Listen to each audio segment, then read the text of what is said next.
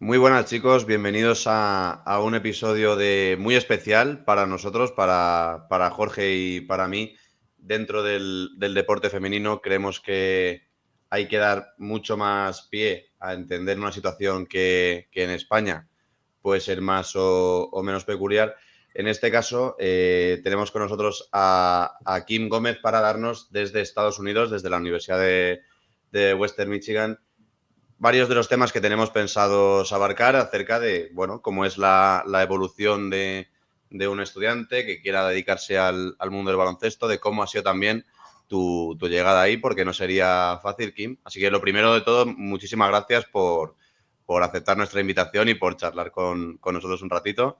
Nada, el placer es mío por también que me enviéis esa calor, que ya veis aquí como tengo el fondo detrás, estamos bajo cero, o sea Hace que falta, tener ¿verdad? ese calor desde España es fantástico. Hombre, es que será de lo primero que echarías de menos al llegar ahí, ¿no? Porque pasar de Sabadell a Michigan y tener esos parajes y sobre todo esa temperatura no debió ser nada fácil. Bueno, cuesta adaptarse, este será el segundo invierno que estamos aquí, o sea que tampoco hace mucho, ¿no? Y aún estoy acostumbrándome, pero nada, lo más difícil es lo del coche, que sí que realmente es una experiencia, pero una vez se supera esto ya ellos están muy preparados para todo el tema de la temperatura, especialmente dentro del pabellón, o sea, bueno, aquí voy con manga corta, así que nada, Ajá. ningún problema. Porque además hay casos, pues porque al final lo tuyo es incluso algo, entre comillas, más peculiar, dicho por ti mismo, porque hay casos como Xavi López, como Gina Cerezuela, Elena Alfredo, gente con la que también queremos hablar en un futuro, pero tú cuentas que tu caso es algo distinto porque no estabas desarrollado o estabas fuera del sistema de la NCAA. Ujú. ¿Cómo entonces una persona que se dedicaba a coordinar equipos en España, en Cataluña, ha llegado hasta Michigan, a donde estás a día de hoy?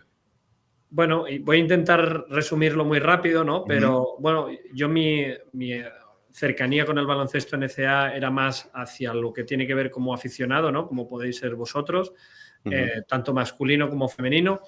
Pero sí que es cierto que en el proyecto que teníamos en marcha en Sabadell empezamos a desarrollar algunas jugadoras que llamaron la atención de algunos scouts de algunas universidades. Como teníamos mucha cercanía con las familias, pues yo también empecé a interactuar con esos entrenadores. Eso me llevó a conocer más cómo funciona esto y nada, colaborando con la gente de Elite Sports Academy, que es una empresa que se dedica a encontrar becas para jugadoras españolas. Fui a una reunión con el que actualmente es mi jefe, establecimos una buena relación personal y eso llevó a que él tuviera interés por el básquet español, por algunos perfiles en concretos. Yo le ayudé a la hora pues, de ver a esas jugadoras y de entender cuáles podían encajar mejor. Nos encontramos un par de veces, una de ellas en Valencia, otra en Estados Unidos, y en Estados Unidos él tenía una vacante y me dijo, oye, ¿por qué no probamos esto?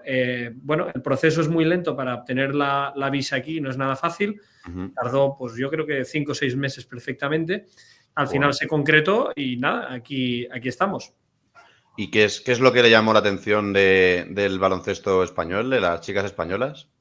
Bueno, yo creo que ahora mismo es algo que es complicado de entender. Voy a intentar expresarlo de la manera que todo el mundo lo pueda entender, pero Ajá. antes no existía el Portal Transfer, o Transfer Portal, mejor dicho, que es para aquella gente que no sea tan experta, es el lugar donde tú te pones a final de temporada, si quieres, para, digamos, ponerte a disposición de que pueda ficharte otra universidad. Ujú, Y esto es muy importante porque hace 4 o 5 años, una vez tú entrabas en una universidad, a no ser que hubiera algún cambio del staff técnico o algún problema extradeportivo, tú no podías cambiarte de universidad a no ser que pasaras un año en blanco. Entonces, había mucha gente que decía, yo no quiero pasar ese riesgo, ¿no? claro.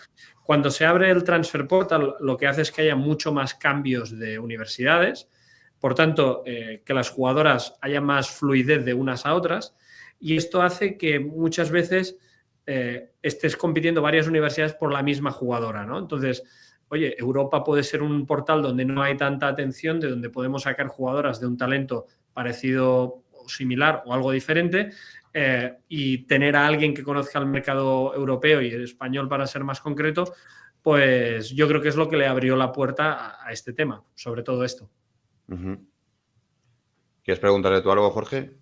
Sobre lo que has dicho, antes yo creo que hace un par de años era como que, bueno, un par de años no, que yo ya tengo 28, igual hace ya 10 o así, tema de marcharse a Estados Unidos, la gente lo veía más como una oportunidad en plan académica y luego ya si si si eras decente al baloncesto, por así decirlo, jugabas en el equipo. Aquí hemos tenido bastantes casos, Jonander Cuadra y gente así fueron para allí. Ahora yo lo veo más como que, lo que acabas de decir, como que buscan al jugador. Te he leído en una entrevista también como que valoraban mucho la formación académica o el potencial académico de la jugadora, pero ¿cómo dirías que ha cambiado ese proceso de antes igual que era un tema más de yo quiero estudiar en Estados Unidos y me buscan un fichaje y ahora me vienen a buscar a mí a España? Bueno, aquí creo, como digo, que hay una parte de interés deportivo de algunas universidades que pueden detectar un talento que a lo mejor aquí, como digo, va a ser más difícil reclutarlo, ¿no? Hay muchas veces que una jugadora americana, una jugadora española, si recibe una oferta, una llamada desde una universidad americana, se lo piensa poco. A lo mejor en 2 videollamadas la tienes convencida, entre comillas, ¿no? En cambio, muchas veces una jugadora americana tiene que venir a la universidad, tiene que visitarla, tienes que pagarle un fin de semana aquí, a lo mejor se va al fin de semana siguiente a otra universidad. Entonces, claro, esto también de alguna manera genera un sobrecoste, ¿no?, en el proceso, y muchas veces dices, oye, pues si puedo obtener a una jugadora de un talento similar, pero que también a mí me ahorra mucha parte del proceso, hay muchas universidades que están tirando por eso. Y luego porque también es cierto que ahora ha entrado otro factor importante, que es el NIL, el NIL, que básicamente es un dinero que las universidades pueden poner a disposición de los atletas para explotar su imagen, podríamos decir, ¿vale? Y esto es algo bastante reciente. Entonces, ¿qué pasa? Que con las jugadoras europeas es algo que aún no está regulado al 100%, y por tanto a lo mejor hay una jugadora americana que te puede exigir un dinero, pero una jugadora española, si tú le dices, oye, es que te voy a ofrecer una carrera, te voy a dar algo de dinero para tus gastos, te voy a dar tu alojamiento, te vas a poder jugar a este nivel, con estos pabellones, con este tal, con este... dices, prácticamente voy a tener unas condiciones iguales o mejores que alguna jugadora que a lo mejor está en ese nivel intermedio, que no es Liga Femenina 1, pero que es Liga Femenina Challenge, Liga Femenina 2, Primera Nacional. Entonces, bueno, ese es el tema, básicamente, yo creo. Es que al final, si lo ves de esa manera, claro, al final también viendo cómo se está en España, ¿no?, que las salidas, la formación, el futuro ya a nivel social es más complicado, pues una chica que quiera dedicarse o intentar dedicarse profesionalmente al baloncesto, ya el tener una carrera universitaria en Estados Unidos, el volver ya con un idioma completamente dominado, que en cualquier parte del mundo puedes conseguir cualquier tipo de trabajo, ¿no? Yo quería pensar que, claro, ¿qué jugadora no querría esto? ¿Qué chica no querría hacer esta aventura, ¿no? Pero habrá casos, os habéis encontrado casos que puede ser por el tema familiar o por el tema de, ¿no? Porque habrá alguna chica que diga, bueno, prefiero quedarme aquí. Puede ser también a lo mejor el tema de que están monetizando mucho a los universitarios, que antes no era tan así, antes era más formativo. Ahora lo que dices, ahora buscar dar una imagen. El próximo... quien sea, ¿verdad? Entonces, a lo mejor hay jugadoras que culturalmente ese choque le pueda costar un poquillo más, ¿no? Bueno, normalmente cuando nosotros hacemos un acercamiento con una jugadora europea, intentamos hacer ya primero un trabajo de campo de saber si esta jugadora quiere venir o no quiere venir. Si una jugadora no quiere venir, muchas veces es aquello que dices, oye, voy a por la siguiente, ¿no? No pasa nada, voy a buscar aquella que sé que quiero venir, no voy a hacer un esfuerzo de más, salvo que sea algo que valga muchísimo la pena, ¿no? Ese sería para mí el primer tema y el más importante. Luego sí que es cierto que hay un grupo de jugadoras para mí que quizás son las que, oye, salen de junior y tienen ya capacidad para jugar y tener un impacto al primer nivel, que esas jugadoras yo entiendo que muchas veces decían priorizar el quedarse en España. ¿Qué pasa? Que es un porcentaje muy bajo, ¿no? Y muy bajo es muy bajo. Entonces, y solo habría que coger las plantillas de Liga Femenina 1 para decir qué jugadora menor de 19 años está teniendo minutos en pista, está teniendo un impacto. Muy pocas, ¿no? Entonces, eso se reduce bastante, pero normalmente, salvo como tú decías, ¿no?, que haya esa... Oye, yo alejarme tanto de la familia, ¿no? Yo creo que el clima, la comida, al final todo esto siempre lo podemos llevar, pero yo creo que es más un tema de la familia, un tema de la distancia. Bien. Y viendo que también, o sea, las chicas, por lo general en Estados Unidos, lo que predomina más es el físico, en detrimento de la técnica y la táctica que se trae de España y Europa. ¿Qué es más fácil? ¿A la americana darle ese punto extra de táctica y técnica, o a la europea primero también aclimatarla a lo que es Estados Unidos, la formación, la universidad? Porque aquí el sistema también deportivo, aunque no tenga esa red universitaria como la NCAA, que cuesta más? ¿Que la española se adapte allí o que le demos esos dotes tácticos y técnicos a la americana? Bueno, es una muy buena pregunta y esto nos llevaría a lo mejor un episodio entero, ¿no? de una charla discutiéndolo. Pero para mí hay un tema importante y es que normalmente cuando tú vienes aquí, y esto hay veces que cuesta, que la jugadora europea cuesta que lo entienda, ¿no? Tú vienes de jugar en tu categoría junior, juegas tus 20, 30 minutos y vienes aquí y hay muchas veces que ese primer año es muy difícil, pero es muy difícil hasta para la jugadora americana que sale de un high school, ¿no? ¿Por qué? Porque tú vas a jugar con gente que es 4 años o 3 años mayor que tú, ¿no? Entre 3 y 4 años mayor, porque aquí no se viene por años naturales, sino también se viene por años académicos, que es un tema que también es muy interesante, pero básicamente el primer año te tienes que adaptar a la comida, te tienes que adaptar a los horarios, te tienes que adaptar al clima, en el caso de que haya un gran cambio respecto a España, te tienes que adaptar, como has dicho tú, al estilo de básquet, te tienes que adaptar a tener una rutina física. Yo sobre todo te diría que la física y la de alimentación es totalmente diferente, pero es que te tienes que adaptar hasta un reglamento diferente. Entonces, para mí el primer año es un año que es muy difícil, es muy duro, pero que una vez lo superas, normalmente las jugadoras van a más siempre. ¿Qué pasa? Que hay muchas jugadoras que en el corto plazo dicen, oye, pues no juego, pues me vuelvo a mi casa, ¿no? Porque claro, lo estoy pasando mal, estoy lejos de casa, no me estoy divirtiendo, me gusta más, o el básquet que estoy yo acostumbrada a hacer me gusta más que el que se hace aquí. Entonces, bueno, siempre hay eso. Yo creo que la jugadora europea tiene que venir aquí con la mente abierta para cambiar cosas de su juego, pero siempre hay que recordar que, y esto yo es algo que tengo, es una conversación que tengo con mis jugadoras europeas, ¿no? Es decir, es que tú eres europea, es que tú tienes que adaptarte para poder jugar, pero tienes que tener la capacidad para seguir aportando ese conocimiento del juego que muchas veces la jugadora americana a lo mejor carece, ¿no? Una vez dicho esto, cuando acaba el proceso universitario, casi todos los equipos de Liga Femenina 1, en Italia, en Turquía, en España, en Francia, donde sea, todas reclutan jugadoras que salen de ligas universitarias. Por lo tanto, entiendo que la adaptación, una vez una jugadora tiene 22, 23 años, es relativamente sencilla cuando alguien quiere cruzar el charco, en este caso en camino inverso.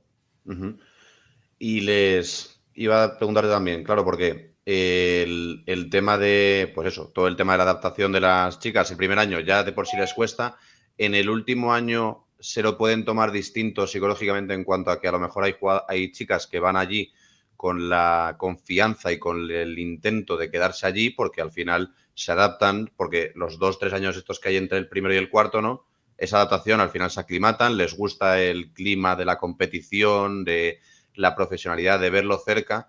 El último año hay muchas que se lo toman de esa manera o están un poco alicaídas por el tema de ya es mi último año, seguramente me tenga que volver, ahí sé que no tengo muchas oportunidades.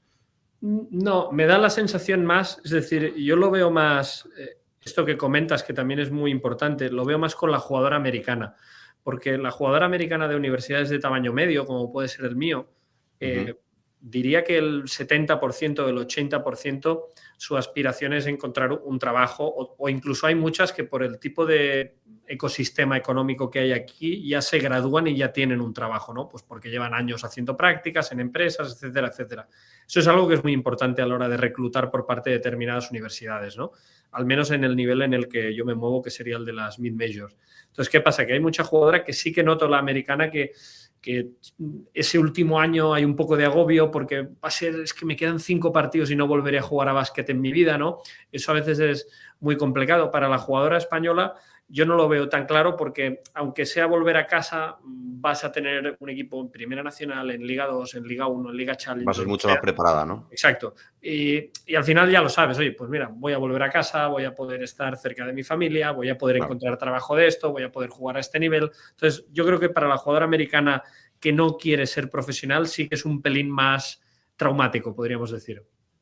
Cuando estábamos preparando la entrevista nos hemos repasado la plantilla y obviamente pues el nombre de Marina Sensi nos ha llamado la atención, porque al final pues siendo de Sabadell y queríamos saber un poco pues cómo es su adaptación a todo el mundo de la NCAA y qué, no sé, como que qué siguientes pasos crees que esperan en su carrera. Bueno, jugadoras españolas tenemos 3 actualmente, ¿no? Está Marina. Con Marina yo he coincidido con ella desde que tiene, creo que 7-8 años. O sea, has tenido mano tú ahí, ¿no? Bueno, Marina es una jugadora, como digo, que para mí es como de la familia, ¿no? Porque hace muchísimos años que nos conocemos y hemos compartido muchas horas en la cancha y fuera de ella, ¿no? Y y ella, tras 2 años en South Florida, pues bueno, dudaba entre si quedarse en Estados Unidos, porque especialmente el último año no lo acabó de pasar bien en lo deportivo, ¿no? Y volver a España o quedarse aquí a alargar. Y al final sí que, bueno, quizá por esa cercanía que tenemos no solo con ella, sino con la familia, fue lo que la acabó a decidirse. Con ella estamos en un proceso, pues de alguna manera, yo no hablo de recuperar a una jugadora, porque no creo que haya que recuperar nada, simplemente de volver a hacer cosas que a lo mejor en las últimas temporadas no había hecho tanto, ¿no? Ella es una base con una gran capacidad de tiro, con una gran capacidad de atacar, y creo que recuperar eso, primero, nos viene muy bien como equipo, ¿no? Y segundo, creo que le puede ir muy bien a ella para su futuro profesional en el caso de que decida pues ponerse a tope, ¿no? en el camino profesional, que creo que es hacia donde va ella, que tiene esa mentalidad, ¿no? Y luego tenemos a Nile, que es una jugadora vasca, Nile Muguira, y luego tenemos a Viñet Morató, que es otra jugadora catalana. Pues muy bien, entonces al final, el caso de Marina, que me dices que tiene una buena capacidad de organización y demás, al final las jugadoras veo que también tienes ese rol de mostrarles cuál es su papel en el equipo, de que lo entiendan, de que lo interioricen bien. Entiendo desde mi ignorancia al no haber hecho estos casos yo en primera mano, pero supongo que es mucho más fácil darle a una jugadora la tutela de vas a ser un peso pesado de la plantilla, vas a tener minutos, protagonismo, etcétera. Ahora, en Western Michigan habéis tenido muchos problemas de lesiones, también he leído, entonces, claro, al final lo que entiendo también es que a las jugadoras con un rol algo más secundario le das esta, no esperanza, ¿no?, sino esta importancia de tienes que estar preparada para cualquier momento. Ahora, entiendo que puede ser un poco complicado o cómo se le a una jugadora de bueno, pues eso, que son más jóvenes, ese papel secundario, cómo se lo toman. Hay jugadores que se lo tomarán peor, ¿verdad? Sí. O más o menos lo interiorizan bien. Oh, hay de todo, ¿no? Hay gente, la mentalidad americana también, hay mucha jugadora joven que entiende perfectamente su rol de no jugar el primer año. O sea, y además es una cosa muy extendida, y si te pones a mirar plantillas, ¿no?, verás que depende del entrenador, ¿no?, que juegan con 5, con 6, con 7, con 8 jugadoras, y tienen, aquí las plantillas normalmente son de 15, y tienes a 8 personas que a lo mejor no pisan la cancha absolutamente nunca, ¿no? Entonces yo creo que un poco algo diferencial que tenemos aquí en Western Michigan, y principalmente también por mi presencia, ¿no?, el staff sí que piensa mucho en la jugadora para este año, para el año que viene, para el año siguiente, ¿no? La gran diferencia, como digo, estando yo aquí, es que mi idea también es pensar en estas jugadoras cuando acaben su etapa universitaria, sobre todo pensando en las españolas, ¿no?, que son las que quieren seguir, claro, podríamos decir, jugando. Entonces, claro, oye, pero es que yo ya me va bien hacer esto, esto y esto, ya. Esto te irá bien ahora, este año, pero cuando tú vuelvas a España y quieras jugar en Liga Femenina 1, te hace falta esto. ¿Lo tienes? ¿No lo tienes? ¿Lo estamos haciendo? ¿Lo estamos trabajando? Esa sería un poquito, yo creo, la diferencia respecto a otros staff, que obviamente el entrenador americano ve un poco el final, no digo el 100%, pero ve el final del camino, pues cuando esa jugadora acaba esa etapa, ¿no? Obviamente habría que hablar con entrenadores de universidades muy grandes, no sé, me viene Xavi López a la cabeza, o me viene Pedro García Rosado, que está en masculino, ¿no? Bueno, ellos que están ahora en grandes universidades, sí que seguramente que ellos sí que piensan en ese jugador, esa jugadora que pueda llegar a Women NBA, que pueda ser profesional en Europa. Claro, cada tamaño de universidad también tiene su trampolín enfocado en una dirección o en otra. Tú, a nivel personal, cuando llegaste allí, ¿cuál es la mayor barrera que te has encontrado? Y tu vida, ¿cómo ha cambiado y cómo es? Porque al final yo creo que en estas entrevistas siempre nos centramos un montón en jugadoras, equipos y demás, pero también nos gusta saber que la persona, cómo se siente allí, cómo ha cambiado tu vida desde que estás en Estados Unidos. Bueno, yo podríamos decir que soy otra persona, ¿no? Porque estoy expuesto a otros estímulos totalmente diferentes, idiomáticos, gastronómicos, climatológicos y baloncestísticos, ¿no? A muchas cosas. Y culturales, porque al final la manera como te tienes que comunicar aquí es diferente de la que te podrías comunicar en España. La manera como entrenas también cambia un poco. Entonces, yo sí que es cierto que siempre lo digo, ¿no?, que tengo el superpoder de no hablar un inglés 100% perfecto. Entonces, me salto muchas veces esos formalismos y me escudo un poco en, bueno, perdón, no, quería decírtelo así, pero te lo he dicho de otra manera, no te preocupes. Por suerte, la verdad que el staff que tenemos aquí es fantástico, me ayuda muchísimo en este sentido. Las jugadoras lo entienden y cuando ven que muchas veces es una broma o ven que muchas veces va en serio lo que les he dicho, ya empiezan a medirlo muy bien. Entonces, en ese sentido, ninguna queja.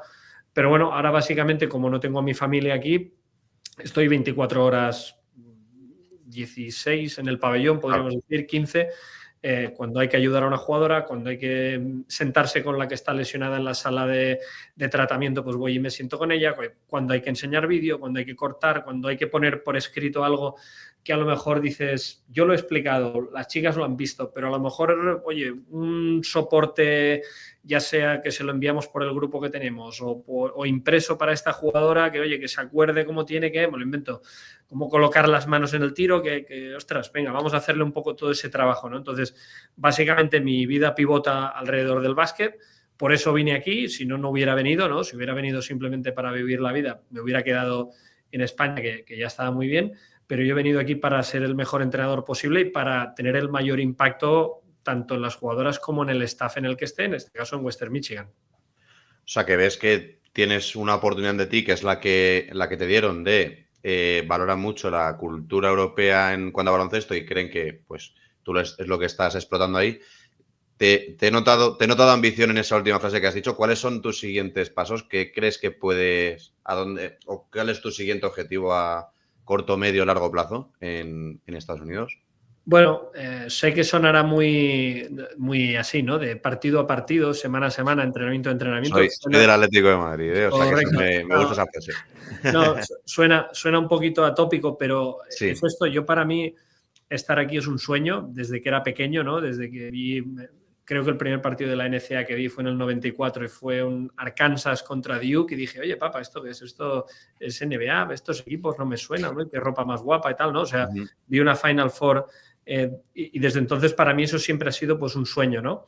Y estoy cumpliendo un sueño, entonces estoy pues cada día intentando que este sueño se mantenga despierto. Si acaba a final de temporada o acaba de aquí 2 años o 5 o cuando sea, pues oye, yo de momento a trabajar a tope y a disfrutar de esta oportunidad que se me ha brindado, porque eso hay que estar 100% agradecido y hay que trabajar duro para que esa oportunidad, pues oye, la gente que apostó en su momento, mi entrenador Shane Clifford, por traerme hacia aquí, pues oye, devolvérselo con trabajo, con ilusión y con cada día estando aquí al pie del cañón.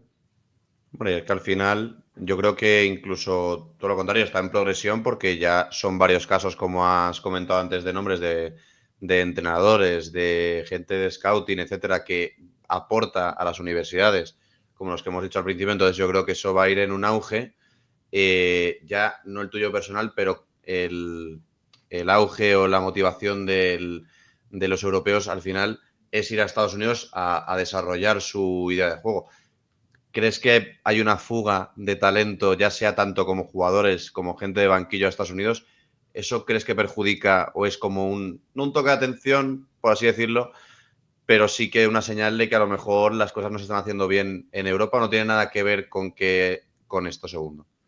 Yo creo que no tiene que ver. Es decir, yo creo que si tú analizas el caso del básquet español, no actual en 2024, sino de los últimos, no sé, desde Los Ángeles 84, ¿no? Por decir algo, por coger una ventana muy amplia, es fabuloso, es fantástico. Es decir, lo que hacen los clubes, lo que hacen los entrenadores y lo que hacen jugadores con los pocos recursos que tenemos o con los recursos tan limitados que tenemos, no se ve en otros países. Tú puedes coger países económicamente similares actualmente a España o con la misma población aproximada a España y verás que el deporte tiene una salud peor de la que tenemos nosotros, no solo en el deporte que nos ocupa, ¿no? Que es el básquet, sino con otros deportes, y podemos coger ejemplos de prácticamente todas las disciplinas.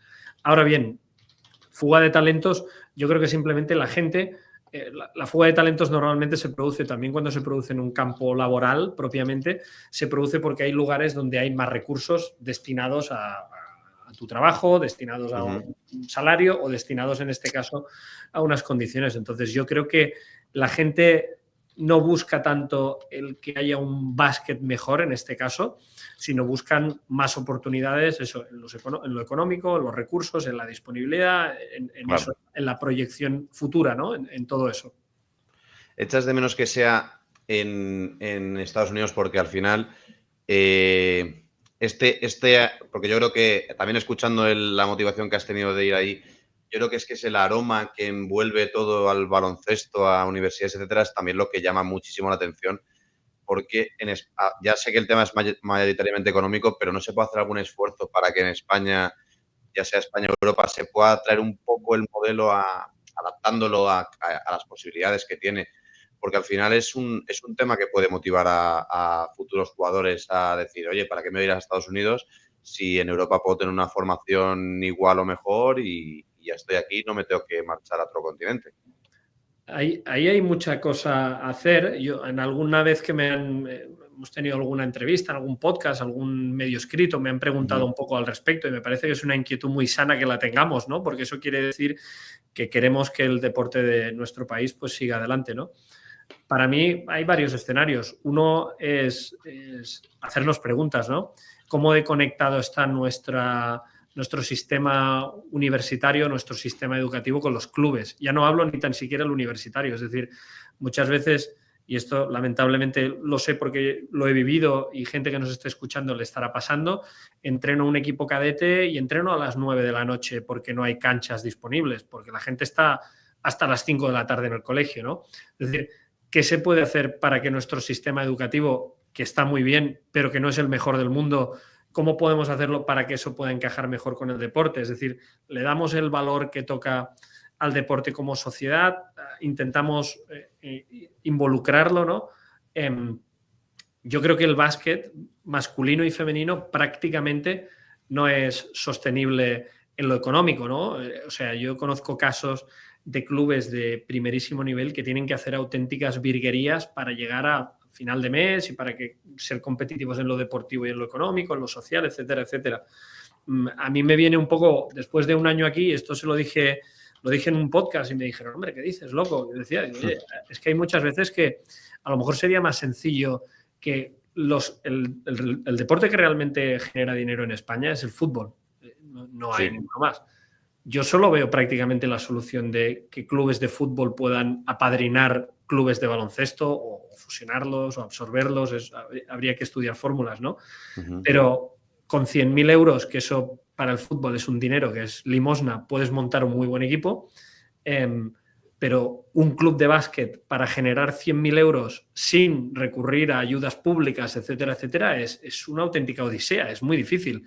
Y sobre todo, sin que ningún club deportivo, excepto contadas ocasiones, tenga en propiedad una instalación, ¿no? Porque sin tú tener cada universidad tiene su pabellón, no lo tiene que compartir con nadie, al contrario, lo alquila, ¿no? Entonces, esos serían dos puntos que para mí serían claves, porque yo creo que hay ganas, hay voluntad, pero hay que coger a varios agentes de nuestra sociedad y no solo es el deportivo, como digo, para mí también es el educativo, y ver qué se puede hacer conjuntamente, ¿no? Porque y seguramente conoceréis casos, si no los habéis tenido como entrenadores. Yo he tenido jugadoras que te llegaban media hora tarde, que venían de hacer prácticas, que venían vestidas con el tejano, con las zapatillas en la mano, que espera que me pongo la coleta, que tal. Oye, acabo a las 11, a las 9 estoy otra vez estudiando, luego las prácticas, luego vuelvo a entrenar. Claro, es que es insostenible. Claro, lo raro es que no se lesione más gente, lo raro es que, o sea, aún a veces nos preguntamos, hombre, pero hay mucho abandono con 16 años aquí del deporte, ¿qué pasa? Es una heroicidad prácticamente que mucha gente aguante en el deporte en estas condiciones. Sí, es que al final en Estados Unidos además adaptan el horario a cada persona prácticamente, y entienden perfectamente de que, oye, no puedes acudir a una clase, no puedes hacer un examen, un trabajo, porque tienes entrenamiento, y completamente respetable, no te dan trabas como seguro te lo dan aquí. Sí, se me ocurren a mí casos... Dime. Y no, incluso voy un poquito más allá, ¿no? Es decir, en high school, y habrá seguramente high schools que tendrán más nivel que otros a nivel educativo, ¿no? Como lo hay en cualquier otro país, ¿no? Oye, si es público, si es privado, si es de un área, si es de otra, o sea, yo ahí no me voy a meter, pero prácticamente todos los institutos y toda la educación, podríamos decir, primaria, a las 3 de la tarde está todo el mundo liberado, ¿no? Entonces, a las 3:30 o a las 3:15 en el propio pabellón del instituto, que es mejor que muchos pabellones municipales, ¿no? Se hace básquet. También es cierto que aquí ellos el deporte lo enfocan diferente y las temporadas son mucho más cortas. Con eso quiero decir, tú estás haciendo 3 o 4 meses básquet y cuando acabas con el básquet empieza la temporada, no lo sé, de atletismo, de vóley, de triatlón, de lo que sea. Entonces, muchas veces nos quejamos de que la jugadora americana cuando llega a 18 años tiene menos conocimiento del juego que la jugadora europea, pero es mejor atleta y también ha llevado una vida, podríamos decir, un poquito más sana, ¿no? No va, hay mucha gente, a mí me pasa, ¿no?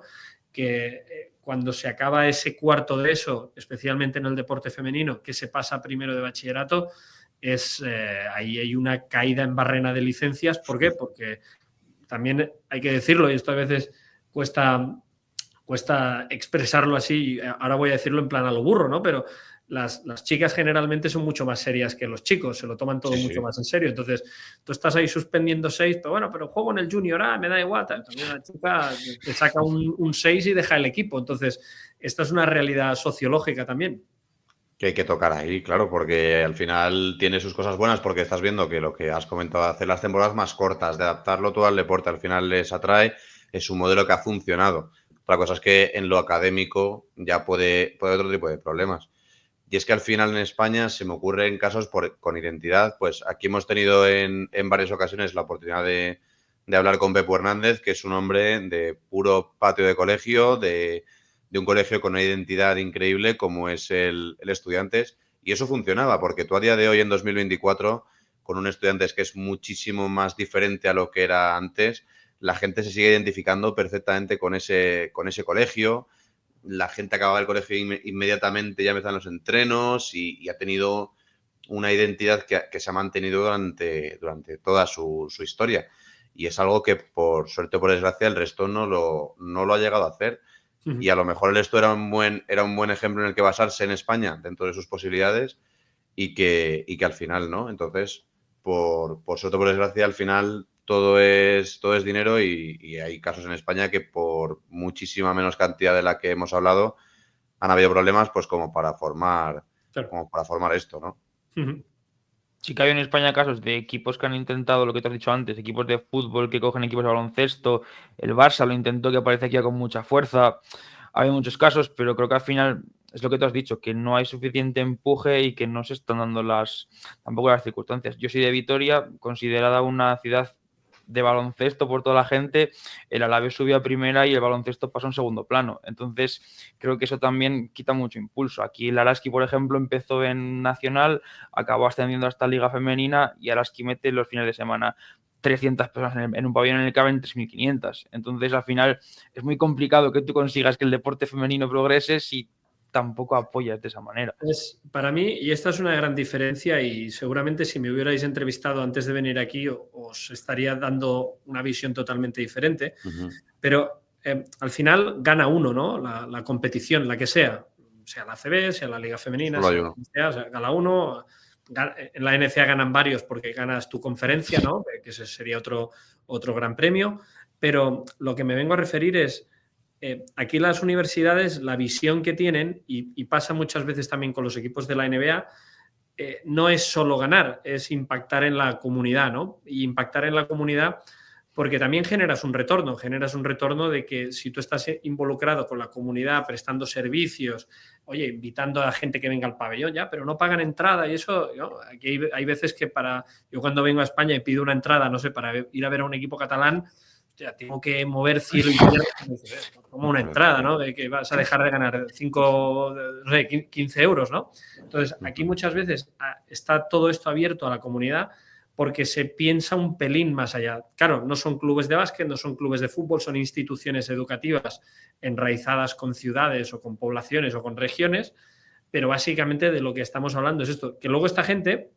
es muy curioso porque una universidad como la mía, que no es, podríamos decir eso, que está en lo top, vas al Walmart de turno, ¿no? Al supermercado, y te puedes comprar la sudadera con este logo, te puedes comprar...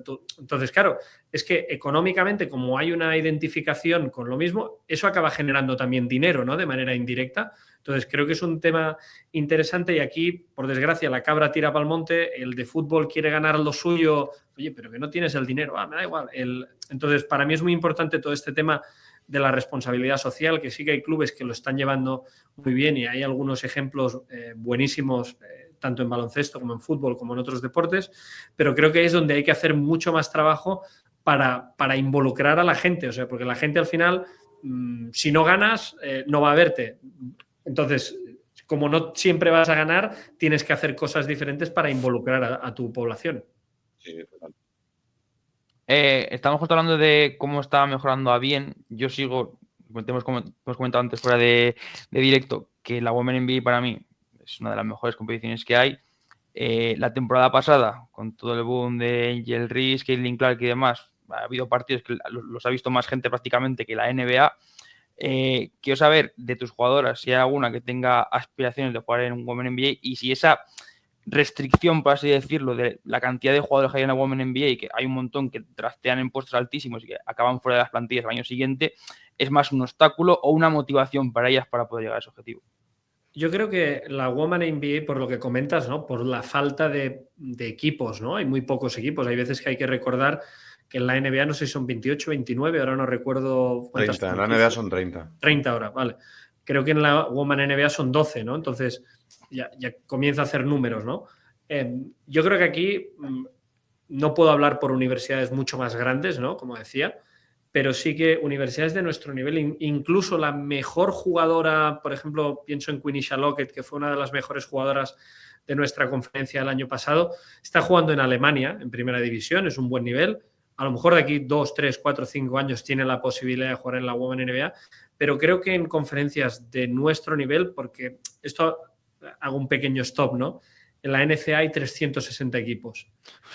Yo siempre hago el mismo ejemplo, ¿no? Es decir, ya yo juego en División 1 ya, pero División 1 no es el mismo jugar en División 1 en ACB, ¿no? Para que nos entendamos, y eres el Barça o el Madrid, que División 1 siendo de Chipre o siendo de Luxemburgo, ¿no? No, pero yo juego en la primera división de Luxemburgo ya, pero ¿tiene el mismo nivel que la ACB? No, ¿no? Entonces, eso a veces cuesta entenderlo. Una universidad como la mía, que podríamos decir, si dividiéramos entre 3 grupos de 120 equipos, más o menos, o 115 equipos, la conferencia estaría en esa franja media, ¿no? Hay unis más grandes y hay unis más pequeñas.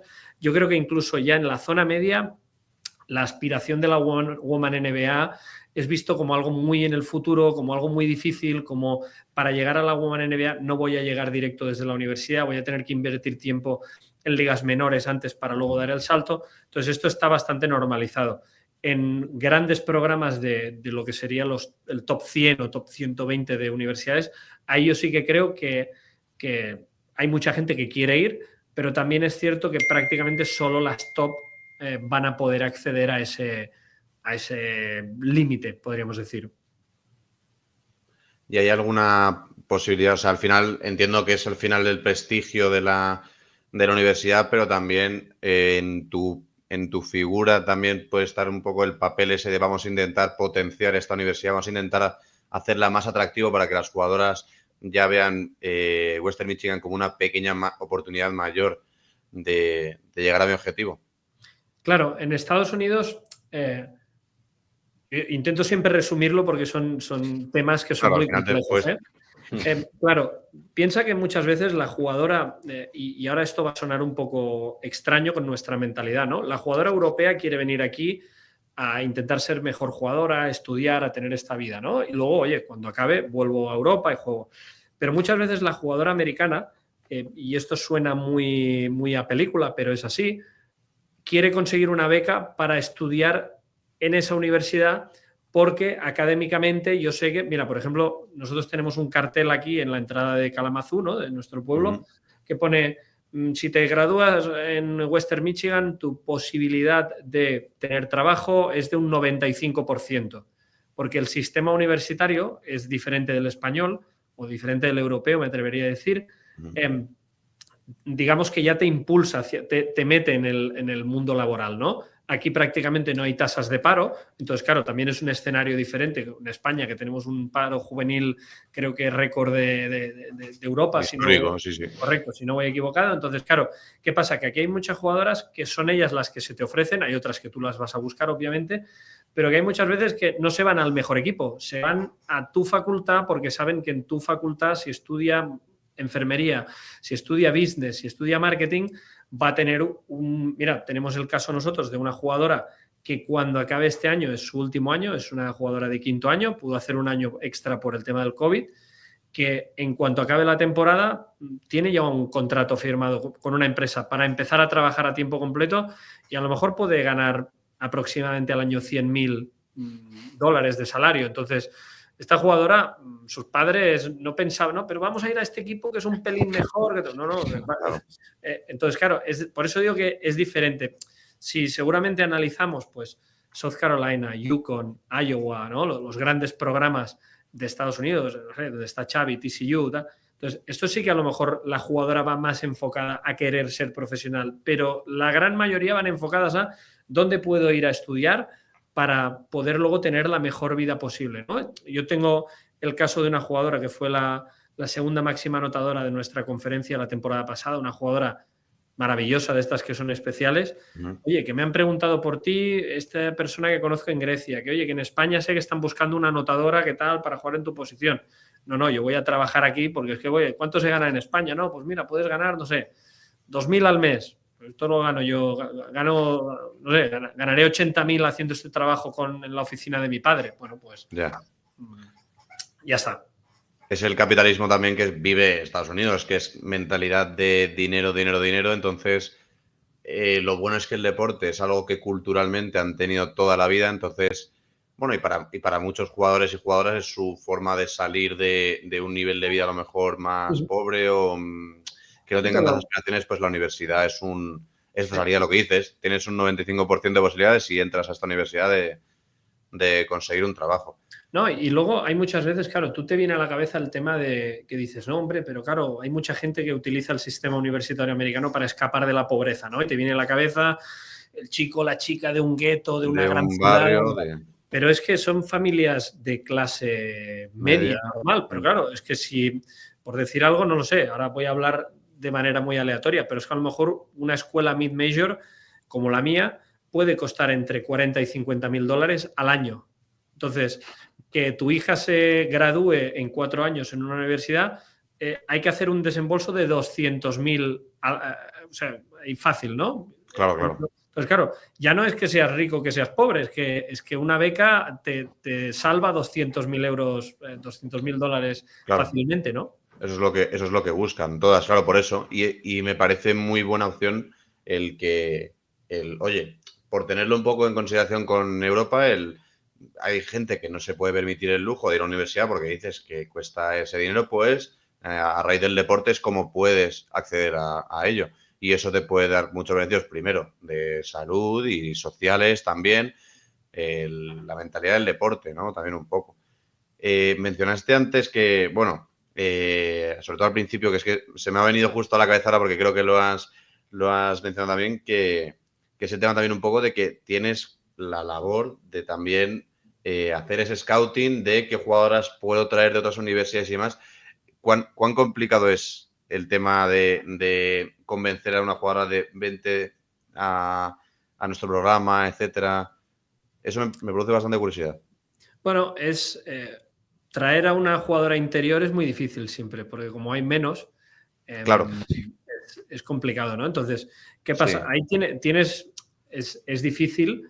Esto se han encargado más mis compañeros, ¿no? Que yo he entrado más ya cuando se habían pasado ciertos filtros, pero básicamente cuando tú entras a buscar, a cazar en el portal, ¿no? Una jugadora que sale de otra universidad, es o bien porque busca más minutos de juego o bien porque está en una universidad de nivel bajo y quiere ir a una de nivel medio, o está en una de nivel medio y quiere ir a nivel alto, ¿no? Es decir, esos serían los dos grandes grupos para mí. Normalmente alguien que esté más por el tema académico difícilmente se va a mover de una universidad. No se juegan a me voy a ir a otra. No, muchas veces se enfoca más en estas dos líneas, ¿no? Y luego habría otro tema, que es yo estoy en esta universidad, tengo que escoger entre estas dos, vale, las dos me ofrecen minutos, vale, ahí ya entran en factor quién me va a ofrecer más dinero, ¿no? Sobre todo si eres americano, quién me va a ofrecer pues mejor clima o mejor tal o mejor cual, y sobre todo muchas veces pues qué feeling estoy teniendo con el staff, ¿no? Muchas veces cuando hablamos con jugadoras, yo sé que, o yo cuando estaba en España, y quería reclutar a una jugadora para mi club, pues presentaba un proyecto deportivo, podíamos hasta cierto punto compartir cosas personales, pero se restringía más en lo deportivo. Aquí en Estados Unidos es muy curioso porque lo deportivo muchas veces no es el tema más importante, porque como he dicho, a lo mejor pesa más el entrenador, pesa más la carrera, pesa más el tema de la cultura que haya en el centro, si es un lugar que gana, si es un lugar que pierde, si es un lugar que económicamente me pueda dar. Entonces, entran a veces, que yo hay veces que nos reunimos con alguna jugadora y digo, bueno, oye, pero ¿cuándo hablamos de básquet aquí? No, es que a lo mejor esta familia, por las conversaciones que hemos tenido, a lo mejor el básquet no es una de sus 3 principales cosas. Entonces, tú espérate ahí, ¿no? Yo estoy más para todo el tema este, que es el que también me apasiona más, ¿no? Pero obviamente tienes que acabar haciendo también muchos acercamientos personales, porque hay veces que hay que construir esa confianza mediante ese, pues, oye, ¿cómo ves tú la vida? ¿Cómo la veo yo? Bueno, un poquito todo esto. Luego, cuando llegaste ahí, entiendo que, claro, viniendo de un equipo español con las estructuras que todos sabemos que tampoco son aquí ninguna maravilla, que seguramente tú te encargabas de 50.000 cosas aparte de las que te correspondían, y eras director deportivo, hablabas con los padres, madres, con todo el mundo. Cuando llegas allí y ves semejantes staff técnicos que tienen, todas las estructuras y demás, ¿qué es lo que más te sorprendió? Y si tú, con la experiencia que traías de España, fuiste capaz de mejorar algo de lo que tenían allí. Es una muy buena pregunta. La cosa que quizá más me sorprendió es que normalmente, y esto vuelve siempre al mismo punto, ¿no? Es a la falta de recursos. Cuando yo tengo pocos recursos, normalmente tengo que hacer 1000 cosas, ¿no? Como tú decías, prácticamente no solo diriges el equipo, sino que diriges el tráfico, ¿no? En este caso, prácticamente es lo último que te falta hacer. Pero muchas veces, ¿qué pasa? Si tú a mí me pagas 150 euros por llevar un equipo infantil y te pido que llames a este padre para hacer una reunión, ¿qué vas a hacer? Yo por 150 euros voy ahora a comerme este marrón. No, bueno, no lo he hecho. O sea, falta de profesionalidad en España muchas veces, pero no porque la gente no sea profesional, sino porque con el dinero que me estás dando no puedo ser profesional, ¿no? Muchas veces. ¿Cuál es el gran choque aquí? Que yo muchas veces venía desconfiado, espera, esto lo voy a hacer yo porque no me fío que el otro lo haga. No, el otro lo tiene hecho a los 5 minutos. Oye, a las 5 en tal sitio, ostras, voy a empezar a escribirle, vas a escribirle y ya lo estás viendo allí. Entonces, hay ese profesionalismo, sí que es cierto que es gente muy seria, generalmente, y sobre todo porque aquí tú en un club prácticamente, si eres de los que están arriba en la pirámide, ¿no? Dirección o junta directiva, no quieres que un trabajador se te vaya, ¿no? Especialmente pues, si es un buen entrenador, por ejemplo. Pero aquí prácticamente está visto como se tiene muy claro esas castas dentro de los clubes, de las universidades, perdón. Entonces, hay veces, a mí el entrenador jefe una vez me sentó y me dijo, oye, si a ti te llegara una oferta para irte a una Power 5, ¿no? Una universidad muy grande y tal y cual, oye, no me lo tienes ni que decir, tú no me debes nada. Y te dices, hombre, pero si me has traído, pero ¿cómo te voy a fallar a ti? No, pues igual que si me llaman a mí me voy a largar, ¿no? O sea, no pasa absolutamente nada. Entonces, está muy naturalizado y eso para mí es el impacto, podría decir, más difícil. Lo que ellos no entienden, y esto es una ventaja competitiva, es que como yo estoy acostumbrado a hacer 800 cosas al mismo tiempo, muchas veces soy más expeditivo que ellos, que hay determinadas áreas que son más, podríamos decir, más siguiendo el protocolo, y yo pues a veces sé tomar atajos por el background en el que me he desarrollado.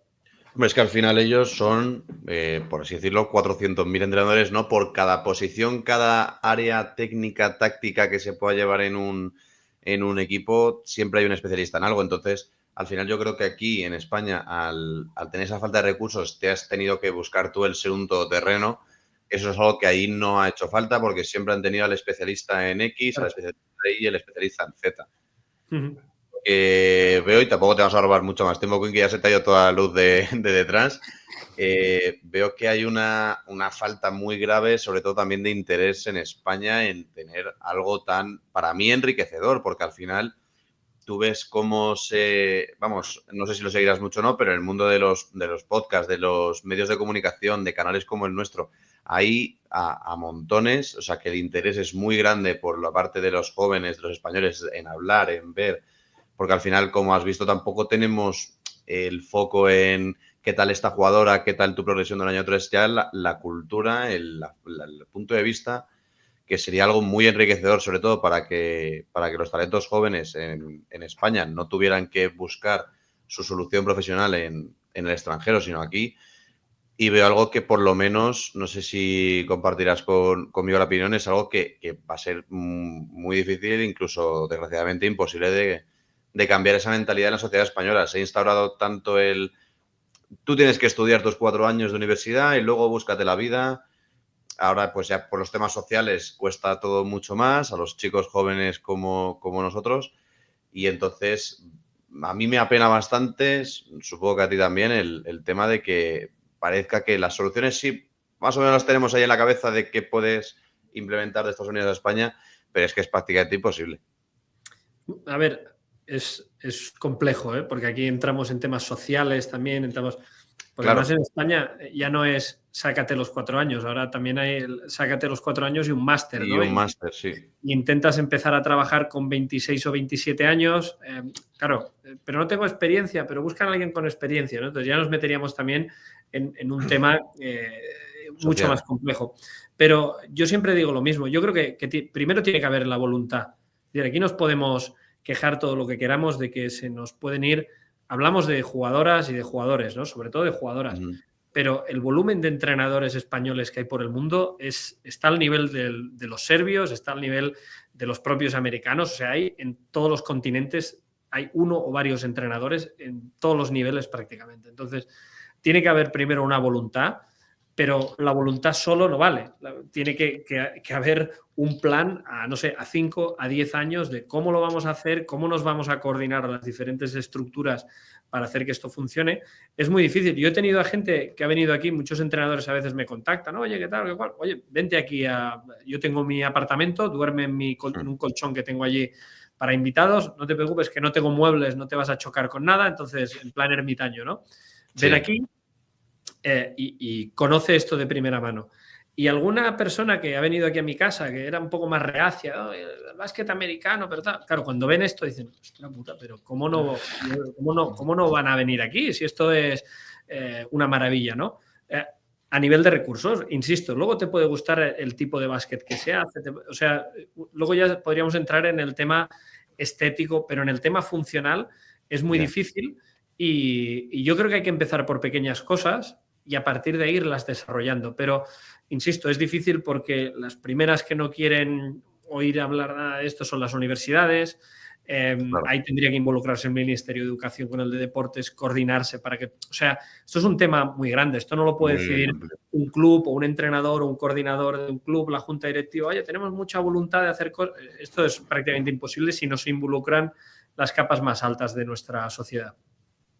Y me has dicho que, pues mira, lo que te dice, ¿no? De que invitas a algún compañero que quiera también esa aventura. Ahí hemos estado sobre todo poniendo el foco en los jugadores, pero de entrenadores, de gente que también al final puede surgir la situación. Mira, justo Pepu Hernández, que lo mencionamos antes, que él empezó a entrenar siendo muy joven porque le veían con esa faceta mucho más de esa visión mucho más de entrenador que de jugador.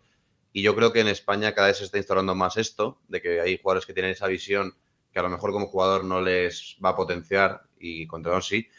Y está habiendo esa misma fuga también de entrenadores que quieran buscar oportunidades, gente joven que quiera entrenar, pues tener una oportunidad como la que has tenido tú en Estados Unidos. ¿Es fácil también encontrarlo?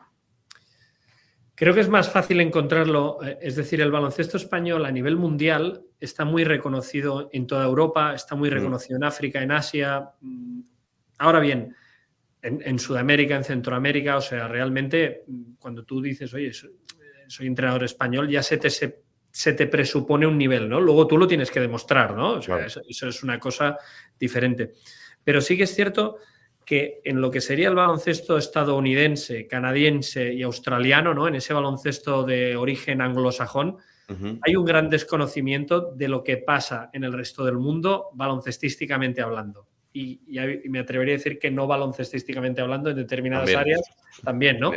Pero ojo, igual que nosotros tenemos mucho desconocimiento de cómo funciona la NCAA, o sea, es exactamente lo mismo, o de cómo funciona el high school o cómo funciona el AAU, ¿no? Entonces, creo que hay muchos países que ya están Austria, Holanda, no sé, Bélgica, hay muchísimos entrenadores españoles, pero en Estados Unidos es muy difícil, primero porque para poder poner un pie aquí tienes que conocer cómo funciona este sistema. Si no lo conoces, puede ser el mejor entrenador del mundo. Pero ahora vamos a poner por caso que eres el mejor entrenador del mundo y lo conoces. Perfecto.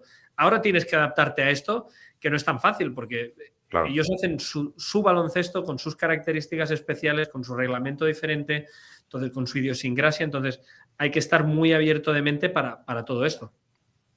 Y hay que estar preparado para ello, claro. Pues nada, Jorge, ¿quieres...? No vamos a robarte mucho más tiempo ya, Kim, porque bastante que... Para mí está siendo una charla muy, muy enriquecedora, la verdad. Y lo que te digo, al final queremos hacer esto mucho más a menudo. Agradecemos que hayas sido el primero también en hablar con nosotros. Queremos también hablar, has mencionado a Xavi, Gina, Elena, gente con la que podamos también dar desde Massive Ball un poco también ese punto de vista de llamar la atención, de seguirlo, de poner un poco el foco, que es lo que también es nuestra mayor motivación de Jorge y por mi parte también para Massive Ball. Entonces, Jorge, ¿quieres decirle...? Yo en plan ya un poco más fan, en plan ya cazurro, por así decirlo, la vida que me parece un sueño. O sea, yo también desde que soy joven el tema de entrenar, scouting, todo esto, aquí en Vitoria con David Gil, por ejemplo, y a un montón de campus suyos y demás para aprender cómo hace su mundo que me fascina. Me ha encantado que estés con nosotros porque al final el que aparte de ser entrenador seas también esa parte de scout, de convencer y demás, que da una visión que no es habitual, es escuchar ese tipo de podcast. Y a mí me gustaría que nos recomendaras a alguien con que pudiéramos hablar, aunque no sea en castellano, nos da igual, que nos pueda dar, efectivamente, que nos pueda dar una visión un poco diferente de este mundo tan grande que es la NCAA, que la gente igual se piensa que esto es simplemente la cantera de la NBA y de la Women NBA, pero que esto va muchísimo más allá. Bueno, entrenadores americanos hay muchos que creo que pueden ser interesantes y que puedan estar abiertos. Hombre, yo, por citaros, os diría a alguien de mi staff, ¿no? Por aquello de poder conocer más la realidad de nuestra universidad y poderla ver desde otra perspectiva, porque a lo mejor hay 200 cosas que yo os he dicho y ellos no le dan importancia a 180, pero sí a otras 20 y aparecen 100 cosas que son diferentes en su rango de importancia, ¿no? Yo creo que esa puede ser una, o sea que eso, si queréis, os lo gestiono, pero yo creo que todos los nombres que habéis comentado, ¿no? De Gina, de Xavi, de Elena, de Pedro García Rosado, de Jorge Sanz, que está en Gonzaga, son entrenadores que conocen muy bien esto. Hay 2, 3 graduate assistant, que quiere decir que son entrenadoras españolas, pero que no están remuneradas, sino que están estudiando un máster o un postdoctorado, alguna cosa de estas, lo están haciendo también. Hay alguna también que esto no lo había y ahora empieza a verlo. Entonces, bueno, hay mucha gente que yo creo que es muy interesante. Yo siempre soy de los de barrer para casa, es decir, oye, entrevistar a todos los españoles que podáis, porque cada uno tendrá su aventura y tendrá su visión totalmente diferente, y creo que eso es una muy buena manera de irse acercando hasta este mundo que es apasionante por lo diferente que es de lo que realmente conocemos. Yo, por mi parte, lo he dicho. Gracias por estar con nosotros y seguro que volveremos a ver igual a final de temporada para hacer un poco resumen de lo que has hecho. Yo, como ya os he dicho, estoy aquí en el pabellón a todas horas porque no puedo. No es que te pillemos fuera. En tu casa, ¿no? No me vais a pillar. Además, tardo media hora. Vivo a 8 minutos cuando no hay nieve, pero ahora vivo a media hora porque voy lentito para no resbalarme. Entonces, lo que vengo a decir con esto es que lo que os haga falta, aquí estamos. Encantado, Kim. Sobre todo también eso, internamente, la facilidad que nos has dado siempre para todo.